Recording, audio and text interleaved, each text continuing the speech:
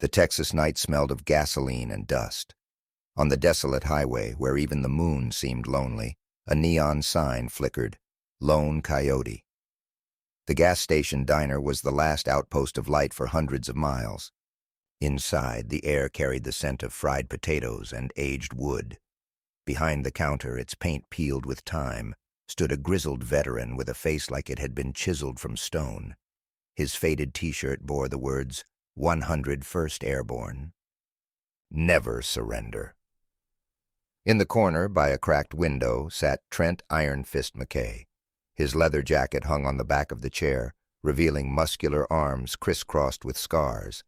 On his right forearm, a tattoo in bold black letters read, Stronger than Steel, a gift from his mentor Lee Chow. Around his neck glinted an eagle pendant, the only remnant of his father who died under mysterious circumstances. Trent sipped coffee, bitter even for his taste. On the table lay an open notebook stuffed with newspaper clippings, maps, and a photo of General Reed, the man who'd destroyed his life. Beside it sat a cracked phone, its screen frozen on a scene from The Expendables, Chuck Norris, calm and relentless, dispatching enemies. One against all, Trent muttered, jaw clenched. Norris's movies were his Bible. After his father's death, he'd watched them 100 times as a kid, memorizing every line. Chuck became the teacher he never had in real life. A hero doesn't wait for help. He is the help, Norris had said in The Way of the Dragon, and Trent believed it, even when the world called him a traitor. The old man behind the counter, Joe, shot him a glance. More coffee, he rasped, the words grinding like gravel. Enough. Trent tapped his empty mug. You got any edible pie here? Joe snorted, pulling a plate of apple pie from under the counter. Made it myself. Won't kill you. Trent poked it with a fork. The pie, surprisingly, was good. He almost smiled, remembering Chuck in one of those films, eating stew straight from the can. Real men don't bitch about food. In his jacket pocket lay a ticket to a retro Western screening in Austin. 2 seats. The second one, empty as always. But Trent kept buying them anyway, hoping that someday someone would sit beside him. Suddenly, an engine roared outside. Trent tensed instinctively, but it was just a truck speeding past. He exhaled and reached for the medallion. Inside, his father smiled from an old photo, young, strong, with the same icy eyes. What would you do in my place? Trent asked silently. But there was no answer. On his phone screen, Norris was still dispatching enemies in slow motion. Trent turned it off and looked up. The mirror behind the counter reflected his face, square jaw, stubble streaked with gray, a scar above his left eyebrow. Traitor, loner, fighter. He pulled a battered book from his bag, The Warrior's Code, a gift from Lee Chow. On the first page, an inscription glared, Strength without discipline is you. Trent snorted. The master always knew how to hit a nerve. Outside, the wind howled, and the neon sign flickered off for a second, plunging the diner into darkness. Joe muttered under his breath, adjusting the patch on his sleeve. Trent felt a familiar prickle at the back of his neck, like a sniper's crosshair on his spine. He reached for his jacket. Time to go. But then the diner door creaked. Trent instinctively reached for his hip, where his gun used to be. But it was gone. Confiscated 2 years ago along with his honor. 5 men filled the doorway, not just thugs, walking cliches from a cheap action flick. Studded leather jackets, boots with spurs, faces stitched together from scraps of rage. At the front loomed a hulk with a Louisville slugger bat slung over his shoulder. His red beard merged with a necklace of scars, and his eyes gleamed like blades. Joe, Joe, Joe! Bo slammed the bat into the counter. The crack of wood drowned out the fridge's hum. A glass salt shaker leaped into the air, shattered on the floor into shards and white grains. Where's my monthly premium, old man? Or did you think your sweet little Samantha would deliver it instead? Joe's eyes, dull and indifferent moments ago, flared like coals. His hand trembled as he clutched the rag he'd been using to wipe mugs. You've crossed a line, Bo, he growled, his voice a desert lion's rumble. You know what happened to the last ones who dared touch my family." Bo mockingly cowered, feigning fear, and chuckled. "Oh, oh, oh, scaring me, old man? Maybe you should call your friends from the nursing home." He turned to the gangsters, who backed him up with a nervous laugh. "I'm not asking for much, just 1,000 a month for protection." He ran the bat across the counter, leaving a scratch. "Or else the cafe might burn down, or your Samantha might get lost on her way home from college." Joe tossed the rag onto the counter. His fingers slowly curled into fists, old, gnarled, but still strong. "In 1972, I took down 5 guys like you with my bare hands," he said softly, making the gangsters behind Bo instinctively quiet down. "Their bones are still rotting in the jungle. You're next." Bo froze. His smirk faltered, but he quickly masked it with a rough laugh. "Ha! You think I'm scared of your Vietnam stories?" He leaned over the counter, pushing his face so close to Joe's that their noses almost touched. "You're not a soldier anymore. You're just an old bag of bones. And me?" He tossed the bat onto the counter, and it clattered toward Trent's hand. "I'm the future." Trent, who had been silent until now, slowly pushed the bat away with his fingertips, as if brushing off dirt. His voice was calm, but clear enough to make Bo abruptly turn. "The future is usually smarter. You didn't even check who's sitting at the table." Bo snorted, sizing up Trent. "Oh, and who's this? Your new waiter? Or—" He squinted, noticing the medallion around Trent's neck. "Ah, I see. Another veteran. Well, that's twice as sad. Your buddies are already rotting in cans, and you're still clinging to your guns." Joe lunged forward, but Trent raised his hand, stopping him. "Don't bother," he said, keeping his icy gaze fixed on Bo. "Dogs bark, but the caravan moves on."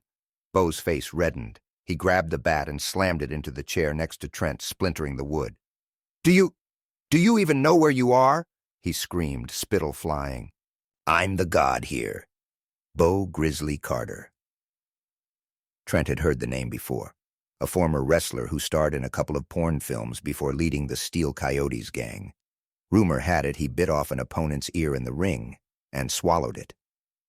Bo froze, his fingers bone-white on the bat's grip. His eyes darted between Joe and Trent, as if weighing who posed the greater threat. Silence hung in the diner, broken only by the crackle of the neon sign outside. "You—" Bo jabbed the bat toward Trent. "What the hell are you? Escaped con? Cop rat?" Trent took a slow sip from his mug, as if 5 armed thugs weren't breathing down his neck. "Spectator," he replied, setting the mug down on his notebook, the one with General Reed's photo peeking out. "Watching clowns ruin a perfectly good evening." Rex, a wiry thug clutching a knife, snickered but fell silent under Bo's glare. "Funny," Bo hissed, stepping closer to the table. His shadow engulfed Trent. "Know what I'll do to that tongue once I rip it out?" Joe edged toward the counter's end, gripping an old shotgun hidden beneath it. "Bo," his voice wavered. "Walk away. Last chance." "My chance?" Bo let out a manic laugh. "You get it, old man? Your diner will be ash in an hour. And your daughter." He mock-kissed the air. "They'll find her in a ditch with my tattoo on her back." Trent suddenly snapped his fingers as if recalling something vital. All eyes snapped to him. "Ah, right.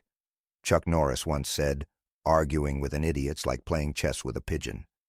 It'll just knock over the board and shit on it.'" He locked eyes with Bo. "You're the pigeon." Bo nearly leaped out of his skin with rage. "I'll fucking kill you," he roared, swinging the bat. But Trent was already on his feet. His movement was fluid, a snake coiling to strike.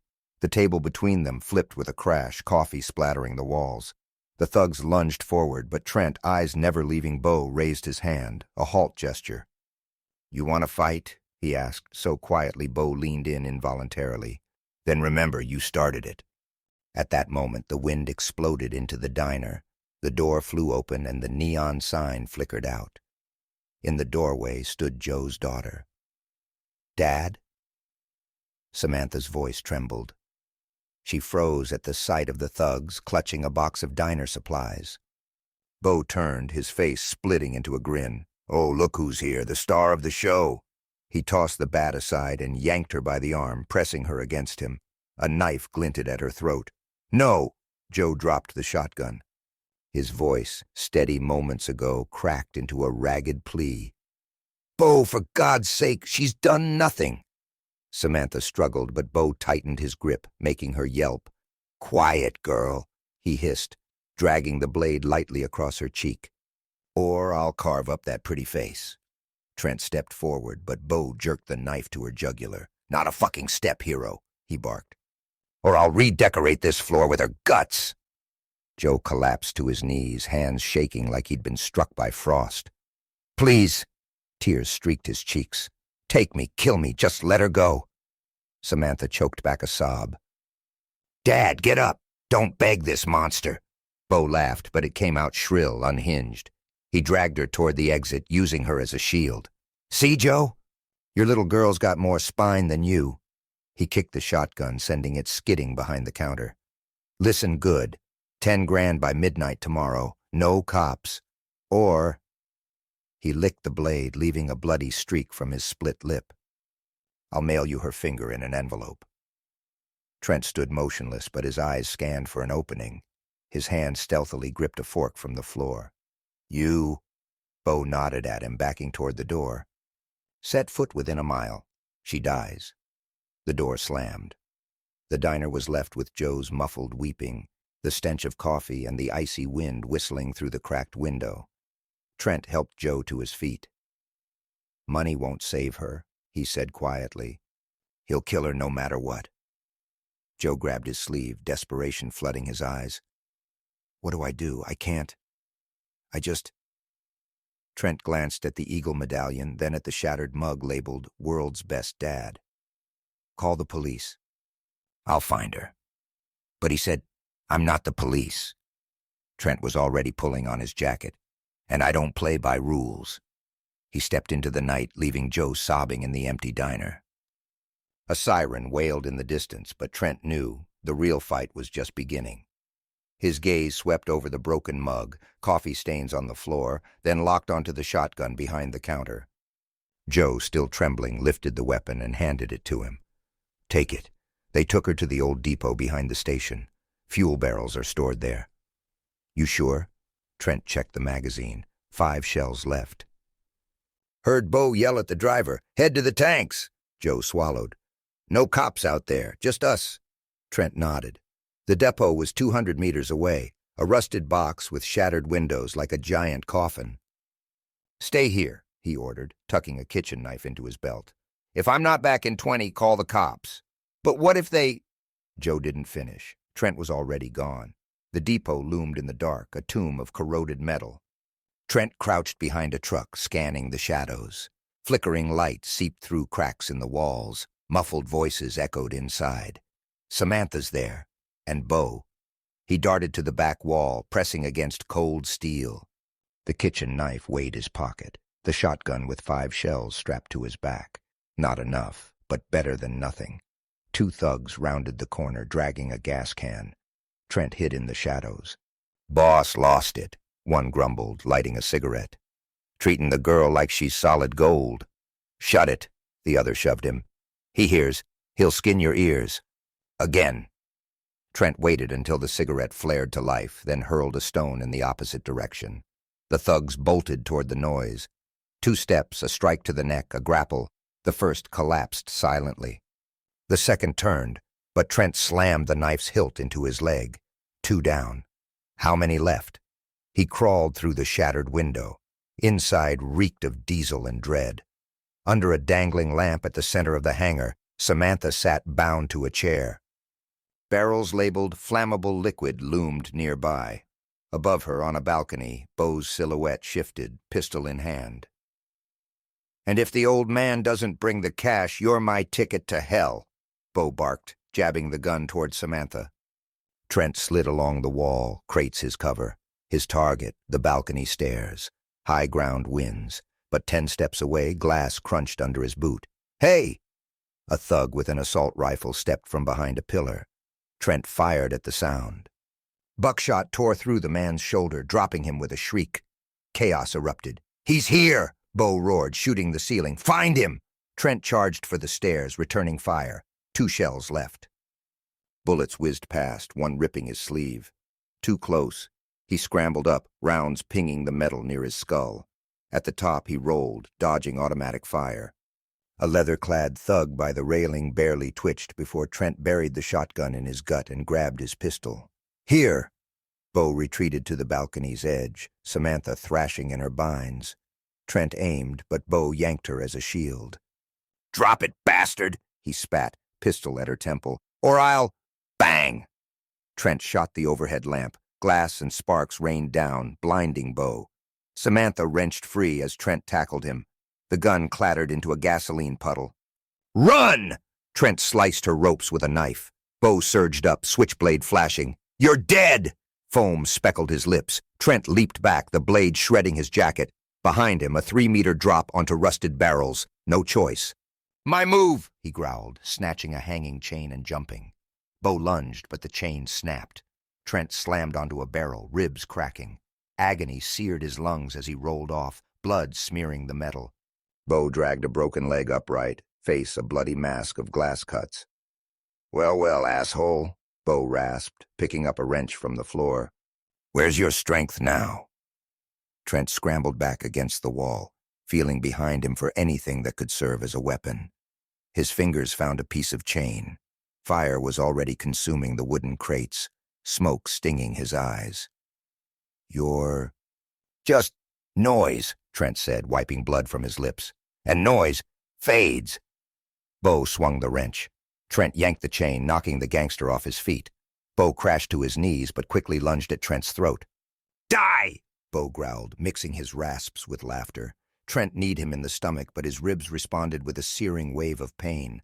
Bo's hands trembled but didn't let go. Trent lost consciousness. Darkness. Trent plunged into a black void where there was no pain, no fire. Only his father's voice echoed from the past. "Get up, son. Heroes don't give up. Get up!" Bo's roar brought him back to reality. The blade of a knife pressed against his throat. Trent opened his eyes. Bo was straddling him, his face bruised, teeth bared in a snarl. Somewhere nearby, flames crackled, smoke burning his lungs. "Thought it was all over?" Bo jabbed the knife into the medallion around Trent's neck, leaving a scratch on the eagle. "I'll give you a special ending." Trent tried to move, but his body wouldn't respond. Broken ribs stabbed his chest with every breath. "Look over there!" Bo pointed the knife. Samantha, pinned against the burning wall, was fending off 2 gangsters with a broken piece of wood. Her voice broke into a scream. "Trent! See?" Bo ran the blade across Trent's cheek, leaving a thin line of blood. "She'll die first, right before your eyes." Trent exhaled. He remembered Chuck Norris's words from The Expendables. "Pain is an illusion. Weakness is a choice." "You lost," Trent rasped, clutching the piece of chain in his pocket. "Back in the cafe." "Lost?" Bo froze, the knife trembling in his hand. "You're just—" Trent suddenly turned his head toward the entrance. Bo instinctively followed his gaze. In the doorway, shrouded in smoke, stood Joe. In his hands was an old Army Colt 1911. His eyes, usually weary, burned with a cold fire. "Bo!" Joe's voice rang out like a hammer strike. "In 1972, I left 5 bodies in the jungle. Today I'll add a 6th. Bo laughed, but his laughter faltered as Joe's pistol clicked, coming off safety. "You haven't fired that thing in 40 years, old man," Bo hissed, pressing the knife to Trent's throat. "Drop the gun or your hero—" "I'm not a hero," Trent interrupted, digging his fingers into Bo's burned hand. "I'm a distraction." Joe fired. The bullet tore through Bo's shoulder, forcing him to drop the knife. Trent lurched aside, biting back a groan as pain flared in his ribs. "Justice doesn't age, bastard." Joe stepped forward, aiming at Bo's head. "In Nam, I learned, evil only wins if good men quit." "I quit." He glanced at Samantha, crouched behind a burning crate. "But not today." Bo, bleeding profusely, crawled toward a gas can. "We'll all burn." With his last strength, Trent grabbed a length of chain and hurled it. The metal buried itself in Bo's back, slamming him face first into the gasoline pool. "Dad!" Samantha sprinted to Joe. "Exit's there!"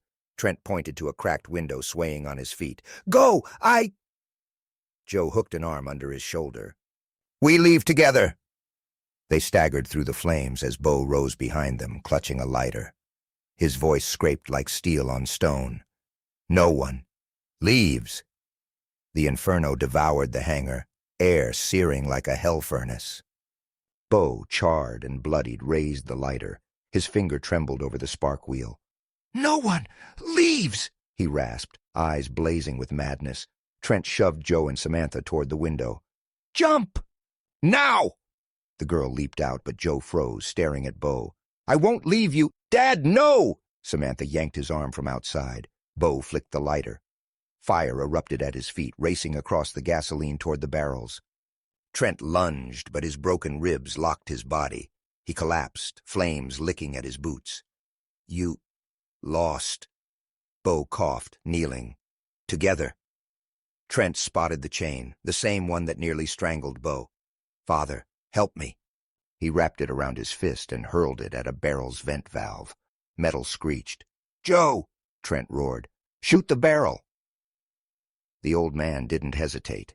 His pistol barked. Compressed air roared out, blasting Bo off his feet and slamming Trent into the wall. "Trent!" Joe reached through the fire. Flames blocked the path. Barrels exploded one by one, heat waves shattering windows. Bo, engulfed in fire, crawled toward Trent, then collapsed, a human torch. "Through the window!"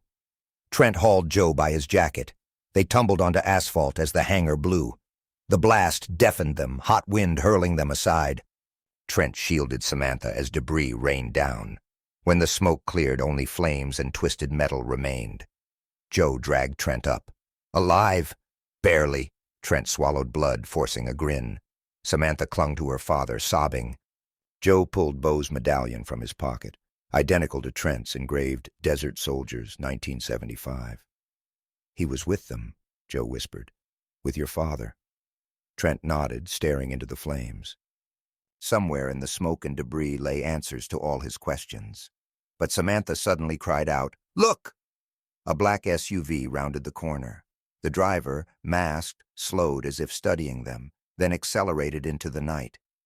"Who's that?" Samantha gripped Trent's hand. "Someone who wants me." Trent rose, jaw clenched. "And he'll get me."